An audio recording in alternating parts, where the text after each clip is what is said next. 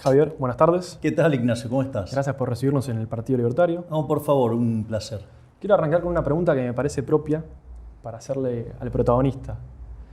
¿Quién es Javier Milei?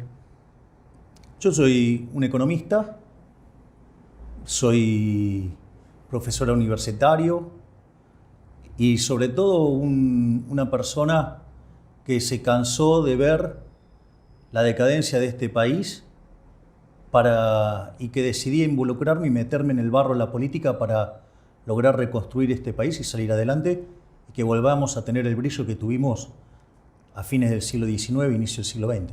Te voy a decir una frase y te voy a pedir que la completes, ¿sí? Para conocerte mejor. Javier Milei tuvo una infancia Estuvo divertida. divertida. Sí, digamos, o sea, dentro de todo, pero también con mucho aprendizaje. ¿Quién fue tu mayor referencia en el aprendizaje personal? Bueno, digamos, en el aprendizaje personal todos te ayudan. Así que vos tenés que tomar las experiencias buenas y las malas y capitalizar todo. ¿Y qué tan importante fue la figura de tu hermana Karina para el desarrollo de tu personalidad? Mira, nosotros con mi hermana, vos sabés que es muy interesante esto, porque cuando éramos chicos, ella era la extrovertida, Sí. y yo era muy reservado, estaba muy aplicado con el tema del colegio, muy aplicado con el tema de lo que era el deporte, porque yo ya, digamos, a los 10 años ya estaba jugando, competía Sí, de sí. manera intensa. Entonces, en ese sentido, nosotros éramos bastante distintos a como somos ahora, porque ella hoy es muy introvertida y yo claramente no soy introvertido. Diría que tengo momentos de mucho histrionismo. ¿Y qué rol ocupa hoy en tu vida? Ocupa un rol fundamental, de hecho es quien se encarga de llevar adelante todos los temas de la campaña. Ella es la que está arriba de todo en el organigrama. Sí. ¿Por qué decidiste estudiar economía? Mira, decidí estudiar economía por las razones incorrectas y me apasioné por las razones correctas. Ok. O sea, decidí estudiar economía cuando fue la crisis de la tablita cambiaria. Sí. Yo tendría 10, 11 años cuando fue eso. Y básicamente yo lo que veía es que como consecuencia del despiole que había con la inflación, con el tipo de cambio, y había gente que de repente de que le iba bien pasó a estar mal, y gente que de repente estaba mal y de repente se recuperó. Al ver todo eso dije, bueno, si yo quiero que me vaya bien económicamente en la vida, tengo que entender cómo funciona la economía, voy a estudiar economía. O sea, con lo cual, digamos, creo que la elegí por las razones incorrectas. ¿Y siempre fuiste liberal? Perdón. Eso es otra cosa. Y después me apasioné por las correctas. Claro. Que eso fue en el año 89, la hiperinflación de Alfonsín. Yo estaba en primer año de la facultad. Obviamente estaba haciendo Economía 1. Yo estudiaba que cuando los precios suben la cantidad demandada baja. Claro. Y yo acompañando a mi mamá en el supermercado, lo que pasó fue que veía a unas chicas con unas pistolas que remarcaban los precios y la gente se tiraba arriba de la mercadería. Entonces yo dije, o lo que estoy estudiando está mal o yo soy un tonto. Claro. Entonces la solución de dignidad hizo que dejara de jugar al fútbol. Yo en ese momento estaba en el plantel profesional de Chacarita y me dediqué a estudiar. Y a los 20 años escribí mi primer artículo académico, Mirá. que se llama La hiperinflación y la distorsión de los mercados, y armé un modelo con expectativas adaptativas que hacía que conforme se aceleraba la tasa de inflación, vos te convenía estoquearte Sí. para protegerte del dinero, era una forma de salir del dinero, y eso terminaba generando una situación de contracción de oferta, y frente al aumento de la demanda, dado el déficit fiscal financiado con emisión monetaria, vos te ibas a un equilibrio donde las cantidades caían y los precios subían. Sí. ¿Y te dolió dejar de jugar al fútbol? No, para nada. Fue un cambio necesario. Todo fue absolutamente convencido. Es decir, si hay algo de lo que no me arrepiento es de haber estudiado economía. De hecho, estoy feliz por haberlo hecho. ¿Te acordás cuál fue tu primer trabajo? Mirá, mi primer trabajo literalmente fue cuando todavía estaba en el secundario y mi papá había armado un club de tenis y yo trabajaba en la barra. ¿Lo ayudabas ahí? No, él no iba, así que estaba yo. Eras vos. Sí, en realidad lo hizo con otros socios y estaban los hijos de los otros socios y yo. ¿Y te arrepentís? O sea, con lo cual conozco lo que es laburar desde los 16, 17 años. ¿Te arrepentís de algún periodo de tu vida en el que capaz no hayas tenido el mismo pensamiento económico que ahora? No porque es aprendizaje. O sea, yo, por ejemplo, en la universidad me formaron en post-keynesianos. Claro. O sea, digo, todo lo que se llama los keynesianos tardíos. Y mucho también estructuralismo y todo ese tipo de cosas. Entonces, la realidad es que tratar de implementar eso a mí me llevaba a un continuo fracaso de que eso no explicaba nada, que eran todas explicaciones berretas.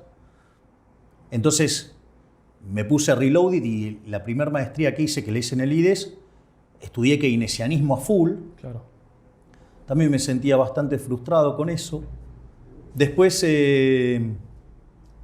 cuando hice mi segunda maestría en el DITELA, ahí ya más con un formato neoclásico, yo ya con muchos años de dar clases de microeconomía y equilibrio general, ahí sí me sentí mucho más cómodo y cuando vino la crisis subprime se me quemaron los papeles. Claro. Entonces, porque hasta ahí yo era un enamorado de Real Business Cycle, o sea, estaba fascinado con todas esas cosas, me encantaba. Y se me quemaron los papeles ahí y entonces agarré y volví a Friedman, volví a Keynes y empecé a repasar a todos los autores. En un momento dije, bueno, pará, la economía, ¿sabes qué? Es crecimiento económico, porque claro. ¿Cómo arrancó? Con Adam Smith, y el libro más conocido de Adam Smith se llama Investigación sobre la naturaleza y las causas de las riquezas de las naciones. Tardó 10 años en escribirlos. Y básicamente ahí Adam Smith deja las bases de lo que es la teoría del crecimiento económico. Y ahí yo entonces empecé a dedicarme a los temas de crecimiento económico, hacía mi laburo de economista y me resolvía los problemas de la macro de la forma que me sacaba el problema de encima. Y me dedicaba a hacer cosas que de repente se miran en 50 años, 100 años, claro. Entonces mucho no me preocupaba. Pero todo también tiene un final, porque cuando mirá lo que me pasa, me toca ir a exponer al World Economic Forum sobre crecimiento y demografía sí. Y crecimiento. Y cuando me pongo a estudiar en serio los temas de demografía y crecimiento, me encuentro con un venezolano que se llama José Luis Cordeiro. Sí. Y que había trabajado en la construcción de las series de Madison. ¿Y qué es lo que tienen esa construcción? Que vos mirás que el crecimiento, si mirás la historia del PBI per cápita del mundo, hace lo que se llama un palo de hockey. Sí. Entonces, y el problema es que la contracara de eso, en la teoría económica, son los rendimientos crecientes. Eso es considerado para la teoría neoclásica un fallo de mercado. Es decir, quiere decir que hay estructuras concentradas. Y a mí había algo que me llamaba la atención, porque ¿cómo podía ser que para la teoría económica los monopolios fueran malos y cuando el mundo arrancó con el capitalismo, la pobreza extrema era del 95% con una población de menos de 1.000 millones de habitantes y cuando vos mirás, no sé, en el año 2000 tenías 6.250 millones de seres humanos en el planeta y la pobreza extrema había caído, no sé, al 15%. Sí, sí. Pues sí, pero pará, ¿cómo es esto? O sea, no hay algo que no funciona. ¿Cómo algo que sacó tanta gente de la pobreza puede ser malo? Y ahí, una de las personas que trabajaba en mi equipo en Corporación América me pasó un paper de Murray Newton Rothbard, que se llama Monopolio y Competencia. Ahora uno de los nombres de tus perros. Sí, sí, de hecho, salvo Conan, que es el primero, todos los demás tienen nombre de economistas. De hecho, Murray se llama Murray por Murray Rothbard. Digamos, después está Milton, que es por Milton Friedman, Robert, que es por Robert Lucas, y Lucas por Robert Lucas también. Claro. ¿Y cómo es? ¿Leíste el paper? Sí, y eso me cambió la vida. Y ahí definiste, que la que la inflación era únicamente monetaria. No. Eso yo ya lo traía ya desde hacía rato, cuando ya te diría que ese problema ya lo tenía claro, ya pasado el año 2000 lo tenía hiperclarísimo. Es decir, yo ya me había desencantado con todas estas estupideces de las teorías estructuralistas, todas las teorías no monetarias, la gansada de la puja distributiva, todas esas cosas. Digo, ya a esa altura ya sabía que eso era todo porquería que no servía para nada. ¿Cómo fue para vos el paso hacia la política y a referenciar el movimiento liberal en Argentina? Mira, yo no es que me convertí en popular de un día para el otro. Es decir, que hubo un salto discreto. No, esto venía ocurriendo. O sea, pensá que cuando nosotros hicimos el libro Libertad, Libertad, Libertad, quedamos segundos ese año en ventas. Claro. Nos ganó, Cristina con, ¿cómo era que se llamaba? Sinceramente. Sinceramente. Sí. Viste, la ciencia ficción le ganó a la libertad ahí. Después, lo otro que a mí me pasaba, por ejemplo, yo caminaba una calle, ¿no? Yo tardaba 1 hora en caminar una calle, una cuadra, de las fotos que hacía. La diferencia es que ahora es como que es todo una mega escala. Claro. ¿Qué sé yo? Yo, siendo, digamos, economista, no político, yo ya había dado afuera charlas para 5.000 personas. Pero hoy, ¿me entendés? Es casi natural. O sea, hemos hecho presentaciones monstruosas, ¿no? Como las dos de Parque Lezama, o cuando hicimos en Córdoba con 18.000 personas, o en Mendoza con 20.000, presentando, por ejemplo, la dolarización, o, por ejemplo, en Tucumán 30.000. Es decir, lo que ha pasado es que se fue de escala. ¿Y qué te genera eso vos? Bueno, hay 2 elementos. Uno es, a mí me produce mucha satisfacción cómo las ideas de la libertad están llegando a la gente. Eso a mí me parece una cosa maravillosa. Hay una anécdota que cuenta el queridísimo Bertie Venegas Lynch, el hijo del prócer, sí, o sea, Alberto Venegas Lynch hijo, y dice, cuando yo estaba haciendo la obra de teatro del consultorio de Milei, que era una charla de economía con humor, y lo recuerdo a Diego Zucalesca haciendo el paciente atribulado, a Claudio Rico que hacía las imitaciones, mi hermana que hacía de mi asistente, que dicho sea de paso, había fotos de mis hijitos de 4 patas, o sea, de Conan, de Murray, Milton, Robert y Lucas, que estaban con fotos de Mises, con fotos de Rothbard, con fotos de Adam Smith. De hecho, la obra se la dedicaba a Adam Smith, a papá, y se lo dedicaba también a los chicos. Y después del otro lado tenía cuadros de Friedman y Hayek y uno de Keynes.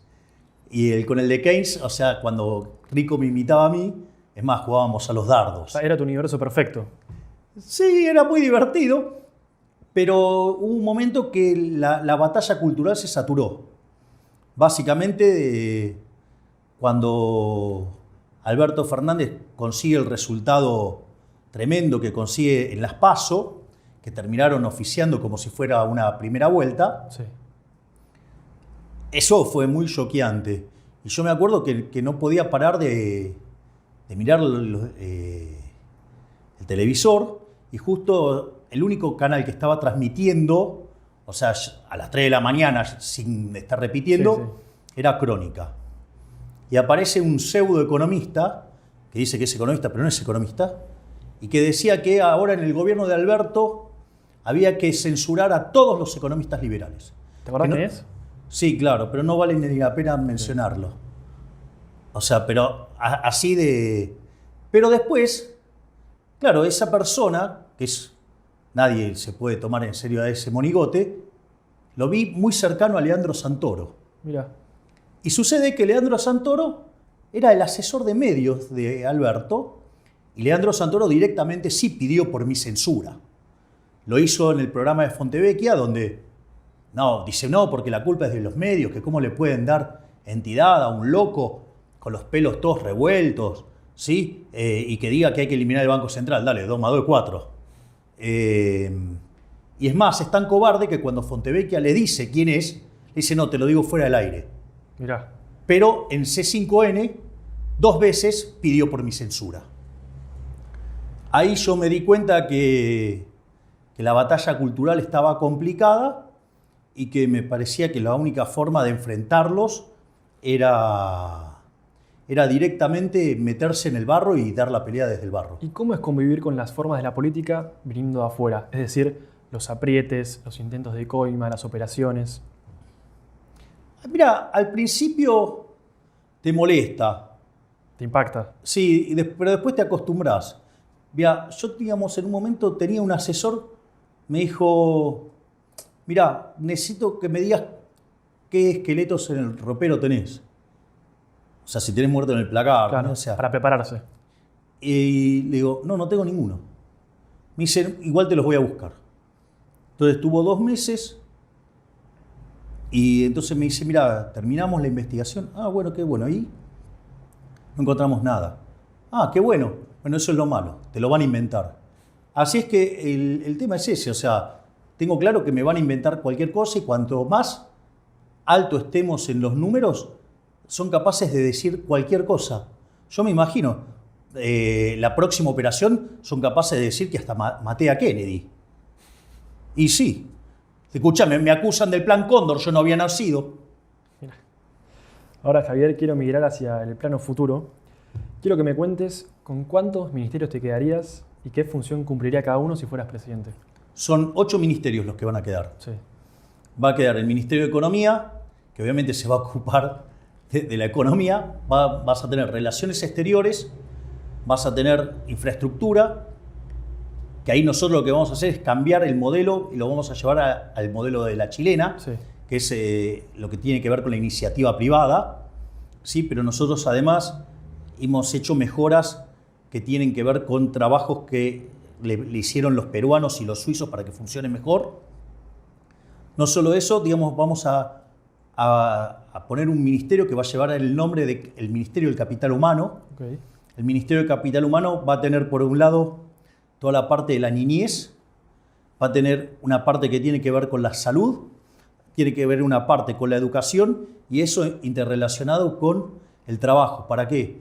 Para que vos vayas formando a los individuos en capital humano, ya sea de primera generación, que se alimenten, Claro. que tengan salud, y de segunda generación, que tiene que ver con la educación, para que la gente paulatinamente vayan dejando los programas sociales y se puedan reinsertar en el mercado laboral.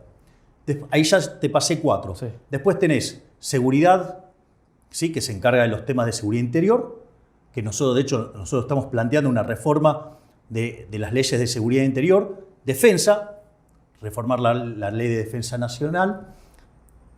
Obviamente que dentro de estas cosas también vas a tener que modificar lo que tiene que ver con la inteligencia, con el sistema carcelario. Claro. Y eso, digamos, lo tenés que ver, por ejemplo, con el tema de justicia. Nosotros decimos que nace una nueva doctrina. Acá se murió la doctrina Zaffaroni y acá el que las hace la paga. Donde lo de gorro azul se hizo lo bueno y los que usan el trapo en la cara y los palos son lo malo. ¿Y qué referencia de país en términos de seguridad tenés? Bueno, pero fíjate lo que pasó en Nueva York. En Nueva York, a inicios de la década de 60, empezaron a aplicar las ideas que después trajo acá Zaffaroni. Sí. Bueno, eso hizo que en 20 años Nueva York fuera la ciudad más riesgosa del mundo, la ciudad más peligrosa del mundo. Bueno, y después vino Giuliani y aplicó todo lo que se llama el análisis económico del derecho, inspirado en Gary Becker en un artículo que publicó en el año 68, que se llama Crimen y Castigo, y que lo escribió cuando él estaba viviendo en Nueva York, que estaba dando clases en Columbia. Así que la verdad es que la evidencia empírica está de nuestro lado. Claro. Justicia ya te lo dije. Y después, que es el que voy a definir ya al último de todos, que es el Ministerio del Interior, porque es el ministerio más político de todos. Claro, sí. ¿Me querés contar cómo ordenarías el ámbito fiscal? Te lo preguntaron 1000 veces, pero te lo repregunto. ¿Y el ámbito monetario? Sí. En el plano fiscal, bueno, de hecho nosotros hablamos del plan motosierra. Sí. En realidad estas cosas que estoy contando son solamente una parte de las reformas de primera generación. Hay reformas de primera, de segunda y de tercera generación. En las reformas de primera generación entra la reforma del Estado. La reforma del Estado implica reducir el gasto público, reducir impuestos y eliminar regulaciones. Sí. En la reducción del gasto público, nosotros vamos a eliminar la obra pública, yendo al sistema de iniciativa privada la chilena, y de eso, digamos, está trabajando fuertemente el Ministerio de Infraestructura en la sombra. Otro tema que también es muy importante es la eliminación de las transferencias discrecionales de nación a provincia, que es un número enorme, que son 5 puntos del PBI apenas. También estamos trabajando en la idea de eliminar los subsidios económicos completamente, que básicamente es recalibrar la ecuación económica financiera del contrato, no como lo hizo Aranguren, que lo hizo gradual y mal, Claro. sino que lo haces recalibrando todo el contrato. Y fíjate que ahí tenés 5 puntos más. Y tenés lo de la eliminación de la obra pública. Ahora, ¿qué pasa cuando vos tocas todo eso? Y de ahí muerden todos los políticos. Otra cosa en la que queremos avanzar es en la privatización de empresas. Es decir, nosotros creemos que es un oxímoron, digamos, una empresa estatal. Y también, digamos, creo que hay que eliminar los regímenes de privilegio en términos de jubilaciones. ¿Y crees que está bien la última renegociación de la deuda? El canje reciente, Sí, reciente. digo, el rollover es parte de la vida misma. Que, digamos, la pregunta es, digo, dado que la CUNSA, digamos, o la Espina, y Tetaz, y todos los economistas que tienen Juntos por el Cambio, que hizo ese documento que tiene fallas técnicas, habría que preguntarle a ellos qué opinan. Porque, ¿no? ¿Quién fue el del reperfilamiento? La CUNSA. Entonces, la verdad es que ahí plantear esa discusión con errores técnicos es un problema. O sea, digo, y aparte, digo, vos hiciste algo peor todavía. Es decir, vos lo que tenés que analizar ahí es, vos tenés una situación de dos tipos que están en la lona. El Estado está en la lona y los bancos están cargados de títulos de la deuda argentina, ya sea del Banco Central o del Estado. Entonces, el rango de negociación, digo, ¿cuál es? Están todos viendo cómo hacen para que no exploten, para no quebrar. Claro. Es lo mismo que el fondo. El fondo, digo, es hiperlaxo con Argentina. ¿Por qué? Y porque sabe que si no, digamos, lo quiebra. Entonces, en ese sentido, me parece que meter la política en algo tan básico como un problema de rollover, digo, es decir, el gobierno va a tratar de hacer todo para que no le estalle. ¿Me entendés? O sea, el gobierno va a hacer todo lo posible para que estalle después de las elecciones. Próximo. Sí, que pueden ser ellos mismos. Claro. ¿Me comprendés? Pero lo que les importa es tener el poder. Entonces ahí lo que vos tenés es que claramente no es... O sea, me parece que ahí eso lo estuvo mal enfocado por parte de Juntos por el Cambio. Digo, para algo tan natural que es el rollover de la deuda. Claro. Que de hecho, ¿me entendés? Para mí no fue exitoso el canje, pero lo logró y evitó que le estallara la bomba de pesos ahora. Mucho más violento fue lo que hizo la CUNSA unilateralmente, que es un default. Hoy, si no me equivoco, se levantó el acampe el 9 de julio. Te quería preguntar, ¿qué pensás de los piqueteros y qué harías con esa masa? A ver, los piqueteros hacen todo eso porque básicamente la reta se los permite hacer. Él dice que va a darle seguridad a la Argentina y no puede manejar los piquetes. O sea, durante toda su gestión, los piqueteros hicieron todo lo que se les dio la gana. ¿Y qué harías con ellos? Lo primero que tenés que hacer es, a los cabecillas, ¿sí? Agarrás y los metés presos. Los metés presos. Además, le sacás el gerenciamiento, que dejen de ser los gerentes de la pobreza, y se los das a tipos que tienen el acceso directo, Claro. que son los intendentes. Si el intendente, lo que no se dan cuenta es que el intendente te está pateando la calle todo el tiempo. Si se hace el loco, lo van a buscar. Entonces, es otra forma de hacer política Y obviamente que vos después le podés pedir contraprestaciones y los tenés forma de auditar. A estos tipos le estás dando guita para romper el sistema democrático. Dale. Claro. Javier, ¿cuál es el principal problema de la Argentina? El déficit fiscal. Cuando vos mirás la historia Argentina desde el año 1901 hasta ahora tuvo 22 crisis. 20 tienen origen fiscal. Y algunas tienen mucho déficit fiscal y otras un escándalo fiscal. Y detrás de ese escándalo fiscal hay una cuestión filosófica, que es lo que yo llamo el modelo de la casta política. Digo, llamalo populismo si querés. Que es que te dicen que donde hay una necesidad nace un derecho. Sí. ¿Cuál es el problema? Que las necesidades son infinitas y los derechos alguien lo tiene que pagar.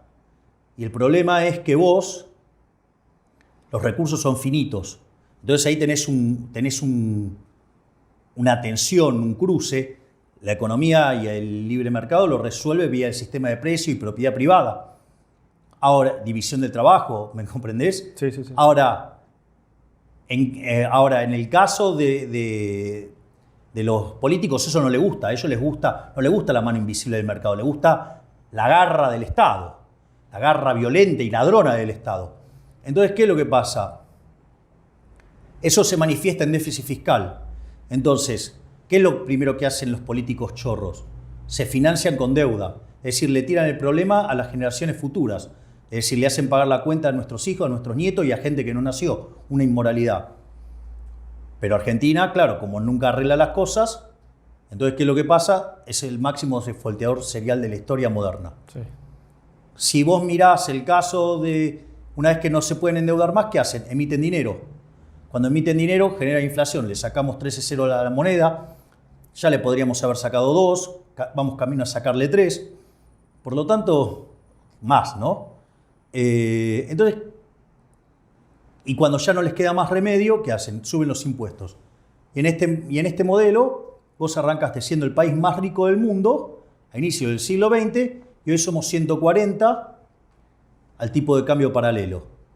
Y tenemos 45% de pobres, 10% de indigentes, y la verdad que si seguimos así vamos a ser la villa miseria más grande del mundo. Y todavía no terminé con la parte monetaria, que es una reforma del sistema financiero y que a la postre nos permite eliminar el Banco Central.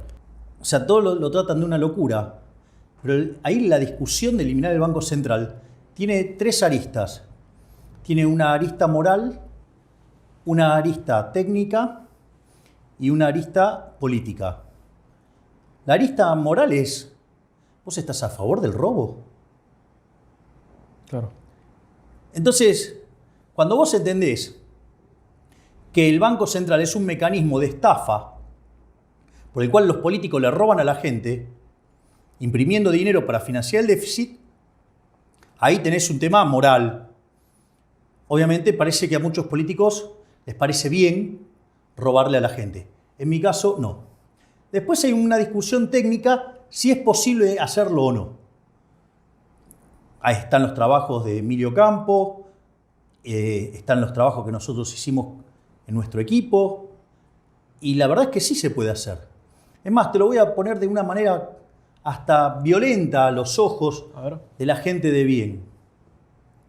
Si vos tomás al tipo de cambio paralelo, la sumatoria de la base más las LELIQs puede andar en el orden de los 35.000 millones de dólares.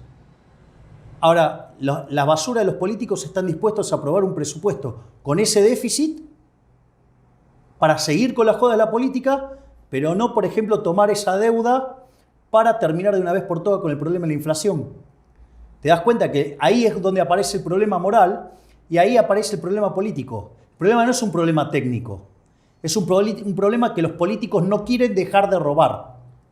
Javier. De hecho, fíjate esto, este gobierno de delincuentes le robó a los argentinos en sus 3 primeros años 16 puntos del PBI, algo así como 5.3 del PBI por año. Es decir, entre 25.000 y 30.000 millones de dólares por año nos roban con la inflación. ¿Alguien puede estar de acuerdo con eso? Yo no, pero el resto de la casta política y los economistas chantas, burros, que defienden esta estafa, bueno, digamos, que Dios y la patria se los demande. Javier, ¿qué es el peronismo y qué le hizo a la Argentina? El peronismo es la respuesta de la implementación de un sistema fascista en la década del 30. De hecho, Perón fue parte de ese mismo golpe. Y frente a ese régimen fascista que se impuso, el peronismo nació como una respuesta a esa locura. Y el problema es que cuando el peronismo llegó, en lugar de agarrar y volver a la economía de mercado, previo que fuera contaminada por los radicales a partir de Irigoyen, inventó, no sé, algo así como el helado caliente, ¿no? o el círculo cuadrado, y inventó, digamos, en lugar de ser el fascismo de dos patas, un acuerdo entre los empresarios chorros, prebendarios y los políticos ladrones. Bueno, sumó una pata más y armó el fascismo de tres patas. A la luz de los hechos fue un fracaso. Sí, y ahora avanzamos en el tiempo. Imagínate que no sé quién es Cristina Kirchner. ¿Cómo me la presentarías? La chorra. ¿Crees que fue lo peor que le pasó al país? Sí, porque el peronismo hizo mucho daño en esta construcción del fascismo de tres patas, con muchísimos excesos. Y el kirchnerismo vino y los perfeccionó. ¿Cómo considerás que cierra su mandato Alberto Fernández? La verdad que es un gobierno deplorable. O sea, con lo cual está cabeza a cabeza con el impresentable de Alfonsín. ¿Qué representa para vos la figura de Mauricio Macri? Alguien que lo intentó y no pudo porque estaba rodeado de impresentables como son los radicales, la coalición cívica y las palomitas del PRO. Te voy a nombrar dos personas y quiero que me digas lo primero que se te viene a la cabeza de ambos. Patricia Bullrich y Horacio Rodríguez Larreta. Patricia Bullrich es una persona que a mí nunca me mintió. Y Larreta es el ser más siniestro que existe en la política. ¿Arreglarías con Patricia si rompen juntos? Yo una de las cosas que dije es que si quieren la confluencia de sectores duros y que tenemos una visión alineada con las ideas de la libertad, yo no tengo problema. O sea, lo que yo no me puedo mezclar es con los eternos perdedores y decadentes de los radichetongos, la coalición cívica y digamos, las palomitas. Porque en realidad no son muy distintos al kirchnerismo. Son bastante parecidos. Lo que pasa son iguales, pero piensan igual. Pero la diferencia es que tienen buenos modales y son mucho más cobardes. A ver, vamos a ponerlo en estos términos. Cuando este gobierno de impresentables manda a controlar los precios con la patota sindical, la crítica de Juntos por el Cambio fue que no tenían que hacerlo de esa manera, que tendrían que mandar la fuerza de seguridad. Claro. No, o sea, estás violentando el derecho de propiedad. Uno lo haces con mecanismos ilegales y el otro, en realidad, es un mecanismo legal, pero es ilegítimo. ¿Me entendés? Que sienten el mismo desprecio por el sistema capitalista. ¿O acaso de quién fue la ley de góndola?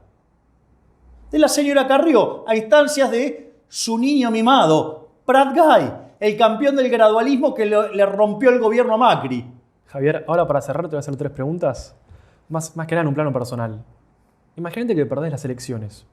¿Qué harías? ¿Seguirías con la política o das un paso al costado? No, es que yo creo que, a ver, si nosotros en las elecciones no nos tocara llegar a la presidencia, nosotros vamos a tener un bloque de diputados muy importantes. A mí me quedan todavía 2 años más Claro. de mandato como diputado, lo cual lo voy a cumplir. Y una vez que, digamos, se da esa situación, si mi tiempo en la política se terminó, me voy. ¿Cuál es el problema? O sea, y yo lo dije, cuando mi tiempo en la política se termine, me voy a dedicar a estar con mis hijitos de 4 patas, a seguir viviendo de dar charlas, conferencias, ¿me entendés? Y a estudiar la Torá. Listo, basta. ¿Cuál es el problema? ¿Qué tiene que pasar para que Javier Milei esté realizado? Yo soy una persona que vivo consistente con mis preferencias. Yo me podría morir mañana y no tendría nada que arrepentirme porque vivo consistentemente conmigo mismo. ¿Sos feliz? Absolutamente. De hecho, el protector de pantalla de mi computadora dice ANTF. La alegría no tiene fin. Muchas gracias, Javier. Gracias, Ignacio.